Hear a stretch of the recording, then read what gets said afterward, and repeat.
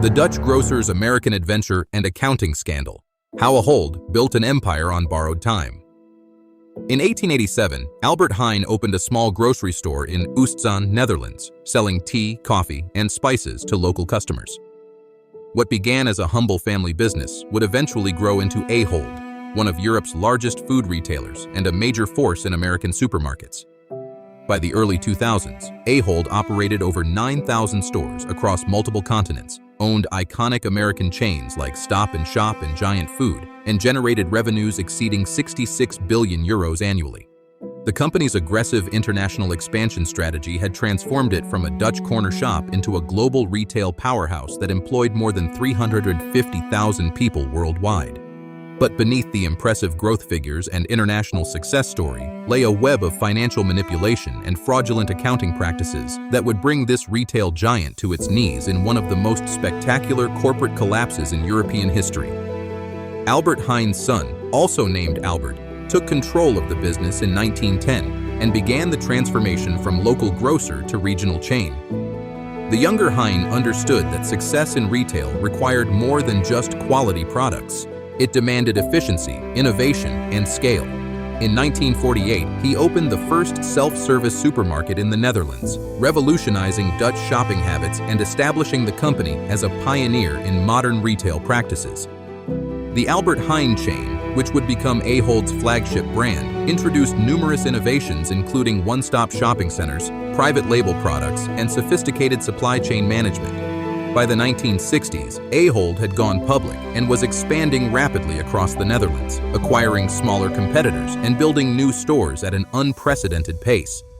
The company's early success was built on genuine operational excellence, customer service innovations, and a deep understanding of changing consumer preferences in post-war Europe. The 1970s marked the beginning of Ahold's international ambitions under the leadership of CEO Ab Heijn, Albert's grandson, who recognized that the Dutch market alone could not sustain the company's growth aspirations.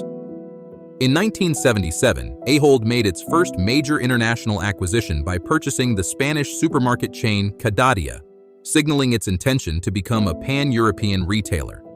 However, it was the company's entry into the American market in 1981 that would define its trajectory for the next 2 decades.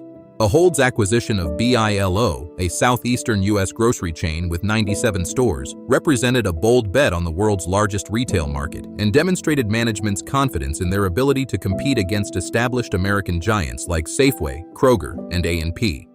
The American expansion strategy was based on acquiring regional chains with strong local market positions, improving their operations through Dutch retail expertise, and then using them as platforms for further growth. The 1980s and 1990s saw Ahold embark on an acquisition spree that transformed it into one of America's largest food retailers through a series of strategic purchases that seemed unstoppable. In 1987, the company acquired Giant Food Stores, a Pennsylvania-based chain with a strong presence in the Mid-Atlantic region, for $750 million. This was followed by the 1996 purchase of Stop & Shop, the dominant New England supermarket chain, for $2.9 billion. Giving Ahold control of 213 stores and a leading position in one of America's wealthiest regional markets. The Stop & Shop acquisition was particularly significant because it established Ahold as a major player in the highly competitive Northeast Corridor and provided a platform for further expansion along the eastern seaboard. Additional acquisitions included Tops Markets in upstate New York, First National Supermarkets in New England, and Edwards Superfood Stores in New York, creating a network of over 1,400 American stores that generated billions in annual revenue. By 2001, Ahold's U.S. operations employed more than 140,000 people and accounted for approximately 60% of the company's total revenues. Under CEO Cees van der Hoeven, who took control in 1993, Ahold adopted an increasingly aggressive growth strategy that prioritized rapid expansion over careful integration and operational excellence. Van der Hoeven, a charismatic leader who had previously worked at McKinsey & Company, believed that scale was essential for survival in the global retail industry and that Ahold needed to reach 100 billion euros in annual sales to compete effectively against giants like Walmart and Carrefour. This philosophy drove the company to pursue acquisitions at an unprecedented pace, often paying premium prices for target companies and taking on substantial debt to finance the purchases. The pressure to meet ambitious growth targets created a corporate culture where executives were incentivized to deliver impressive financial results regardless of the underlying business fundamentals. Van der Hoeven's compensation was directly tied to earnings per share growth, creating personal incentives for financial engineering that would later prove disastrous. The complexity of Ahold's international operations, combined with ambitious growth targets and inadequate internal controls, created an environment where fraudulent accounting practices could flourish undetected. The company's joint ventures, particularly with South American partners like Disco in Argentina and Santa Isabel in Chile, became vehicles for manipulating financial results through questionable consolidation practices and inflated revenue recognition. Ahold began consolidating joint ventures where it owned only 50% or less, allowing it to claim 100% of revenues while reporting only its proportional share of investments on the balance sheet. This practice artificially inflated both revenues and profit margins, making the company appear more successful than it actually was. Additionally, Ahold engaged in promotional allowance fraud with suppliers, where agreements for marketing support and volume discounts were manipulated to accelerate income recognition and smooth earnings fluctuations. The company's complex international structure, with operations spanning multiple countries and currencies, made it difficult for auditors and investors to detect these irregularities. The fraudulent practices extended beyond international joint ventures to include systematic manipulation of vendor agreements and promotional allowances that inflated profits by hundreds of millions of dollars.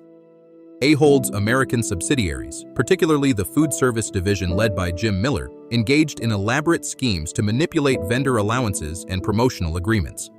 These practices involved backdating contracts, creating fictitious promotional campaigns, and recognizing future promotional allowances as current income.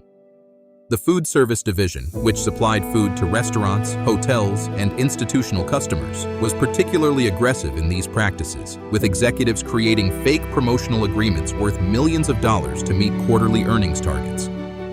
Internal emails later revealed that Miller and other executives were fully aware they were engaging in fraudulent accounting practices, but continued because of intense pressure to meet Wall Street expectations and maintain Ahold's stock price.